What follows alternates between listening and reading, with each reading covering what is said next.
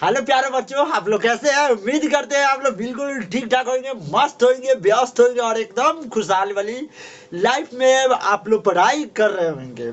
हम अभी आपको क्लास 10th का क्या बोलते हैं idea related to a circle मतलब ब्रिज से संबंधित क्षेत्र लेकर आ चुके हैं, जिसमें हमारा ये पार्ट 3 होने वाला है। यदि मेरे प्यारे बच्चे, मेरे प्यारे भाई बहनों, यदि आपने अभी तक वो वीडियो नहीं देखे हैं तो डिस्क्रिप्शन में आपको लिंक मिल जाएगा, चाहे प्ले लिस्ट में या चाहे आई बटन में लिंक मिल जाएगा, या चाहे कमेंट बॉक्स में मैं पिन कर दूंगा, वहां से आप जाकर देख लीजिएगा। ठीक है, उम्मीद करते हैं कि पीछे वाला सारा फॉर्मूला आपको याद होगा। आज हम लोग ना ब्रिज से संबंधित कुछ पदों को डील करने वाले हैं। आज केवल कुछ पदों को डील करेंगे। मैथमेटिक्स के इस सीरीज में आपका स्वागत है। हम आपका पार्टनर मैथ्स वाला। हेलो बच्चों, क्या हाल चाल? Yes, my name Satya Sanjay, known as math वाला इन इंडिया पावर स्टार। आज के इस लेक्चर में मैं आपको कुछ पद बताऊंगा, जैसे कि जीवा के बारे में बात करूंगा, कोर्ड, छेदक मतलब सेकेंड होता क्या, क्योंकि ब्रीथ के क्वेश्चन लगाने के लिए, फोड़ने के लिए, तोड़ने के लिए आपको कुछ पद जानना अति आवश्यक है। जैसे कि चाप क्या होता है, आर्क क्या होता है, अर्ध ब्रीथ क्या होता है, सेमी सर्किल से क्या होता है। उसके बाद मैं बात करूंगा सेक्टर ऑफ ए सर्किल, ब्रीथ के त्रिज्यीय खंड आखिर होता क्या है। उसके बाद ब्रीथ का ब्रीथ खंड, सेगमेंट ऑफ ए सर्किल्स के बारे में बात करेंगे। घबराइए नहीं, मजा आने वाला है। आज के क्लास जिस प्रकार आप हंसते हुए आए हैं ना, उसी प्रकार हंसते खिलखिलाते हुए सीख कर वापस चले जाइएगा, और अगली वीडियो में फिर से आपका स्वागत रहेगा। आपका हमेशा इंतजार रहता है गाइस, इसलिए अपना प्यार बरसा कर दीजिए और ज्यादा शेयर भी कर दीजिएगा, काम देगा। ठीक है, आइए, जीवा का मतलब होता है कोर्ण। जीवा का मतलब देखिए, ब्रीथ क्या की नहीं, वे दो बिंदु, ब्रीथ क्या की नहीं, वे दो बिंदु जो केंद्र से होकर ना गुजरे, जो केंद्र से होकर ना गुजरे, लेकिन ब्रीथ के किन्हीं परिधि के दो बिंदु को टच करे, लेकिन केंद्र से वो ना गुजरे, ऐसे बिंदु को हम लोग परिधि नहीं, जीवा कहते हैं। क्या कहते हैं? जीवा। देखिए, इसे डिफाइन काफी आसान तरीका से है। ब्रिज के किन्हीं दो बिंदु को मिलाने वाली रेखा को जीवा कहते हैं। जैसे हमारे पास एक बिंदु ए है और दूसरी बिंदु बी है, और इसको मिलाने वाली रेखा को क्या कहा जाता है? जीवा। जीवा को हम लोग कोर्ड बोलते हैं, जबकि यहाँ पर सेंटर यहाँ पे है। याद रखिएगा, जीवा जो होगा वह कभी सेंटर से नहीं गुजरेगा, सेंटर से नहीं गुजरेगा। ये कहों पर आप गुजार सकते हैं, आई पार से वही पार, किन्हीं दो गो बिंदु पर, लेकिन वह सेंटर से कभी नहीं जाना चाहिए। ये बात, यदि सेंटर से चला गया तो वो तो आपका ब्यास हो जाएगा गाइज, जो पिछले वाला लेक्चर में हम आपको बता चुके हैं, है ना। आइए आइए आगे देखते हैं। छेदक है, छेदक कहने का मतलब ये सेकेंड होता है, छेदक कहने का मतलब ये सेकेंड होता है। वृत्त के दो बिंदु को प्रतिच्छेद करने वाली रेखा को सेकेंड कहा जाता है, छेदक कहा जाता है। देखिए, वृत्त हो और वृत्त के किन्हीं दो बिंदु पर टच करे और आई पार से आई पार वृत्त को छेद कर देना, तो वह ऐसी रेखा को हम लोग छेदक रेखा के नाम से जाना जाता है। जैसे हमारे पास ये एक सर्किल्स था, एक तार का परिधि था, और ये एक सर्किल था जिसका सेंटर ओ था। आई पार से आई पार रेखा छेद कर दिया किन्हीं दो बिंदु के, एक बिंदु का नाम ए था और दूसरी बिंदु का नाम बी था।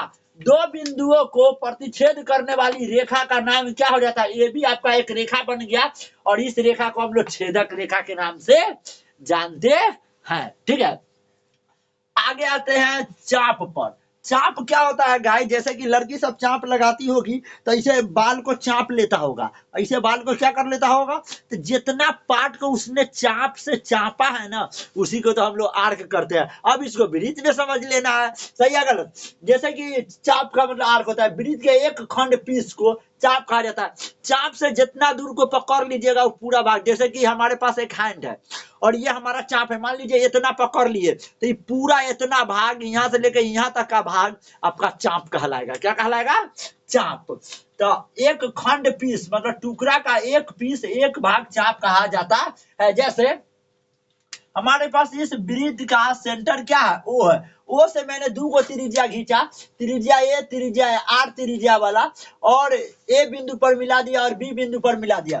तो ए से लेकर बी तक ले ये जो चाप जो काट रहे हैं, जो केंद्र पर थीटा कोण बनाती है। तो ए बी जो हो गया आपका चाप हो गया, इसको हम लोग ए बी आर्क पढ़ते हैं। क्या पढ़ते हैं? A B arc. ये जितना भाग को काटा है, जितना भाग को पकड़ा हुआ है, उस भाग को चाप कहते हैं। सुनिए, तो ये बड़ा वाला चाप हो गया तो एक नाम हो जाएगा दीर्घ चाप या गुरु चाप। ये छोटका वाला चाप हो गया तो इसको हम लोग बोल देते हैं लघु चाप। कैसे चाप? लघु चाप। ये अर्धवृत्त है। अर्धवृत्त कहने का मतलब आधा वृत्त। अर्धवृत्त कहने का मतलब ये जैसे कि हमारे पास पूरा वृत्त है और इसको बीच से काट दिए और यहाँ तक मिटा दिए, तो ये हमारा बन गया आधा वृत्त। कौन सा वृत्त बन गया?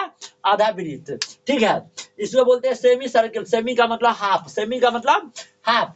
व्यास वृत्त को दो बराबर भागों में बांट देती है। जैसे ये हमारे पास वृत्त था और ये इसका केंद्र है और ये वृत्त के किन्हीं दो बिंदुओं को मिलाने वाली रेखा को व्यास कहते हैं। कब? जब वह सेंटर से होकर गुजरे तब। तो ये व्यास जो होती है ना, ये वाला जो व्यास जो होती है डी, ये वृत्त के दो टुकड़ा में खंड कर देती है। कितना टुकड़े में खंड कर देती है? दो टुकड़ा में खंड कर देती है। याद रखिएगा, व्यास वृत्त को दो बराबर भागों में डिस्ट्रीब्यूट कर देता है, बांट देता है। इसमें से प्रत्येक भाग को अर्धवृत्त कहते हैं। जब एक वृत्त में एक व्यास खींचिएगा ना, तो वृत्त के कितने टुकड़ा में तोड़ देगा? दो टुकड़ा में तोड़ देगा। ठीक है, जैसे कि ये वृत्त था और केंद्र से मैंने ए बिंदु पर बी बिंदु पर रेखा को मिला दिया, तो ये रेखा जो हो गया ए बी, ये था आपका व्यास हो गया। लेकिन वृत्त बन गया एगो, हाफ वृत्त बन गया दूगो। फुल वृत्त के तोड़ने के बाद हाफ वृत्त क्या एगो बन गया? दूगो। एगो एसी भी वृत्त बन गया और एगो बन गया एडी भी वृत्त बन गया। दोनों अर्धवृत्त हो गया। क्या हो गया? अर्धवृत्त। आगे बात करते हैं 5 नंबर में। ये आपका वृत्त का त्रिज्या खंड होता है। त्रिज्या खंड का मतलब त्रिज्या को खंड करने पर जो प्राप्त होता है त्रिज्या खंड। जैसे वृत्त में दो गो त्रिज्या खींचिए और उसका संगत चाप लीजिए।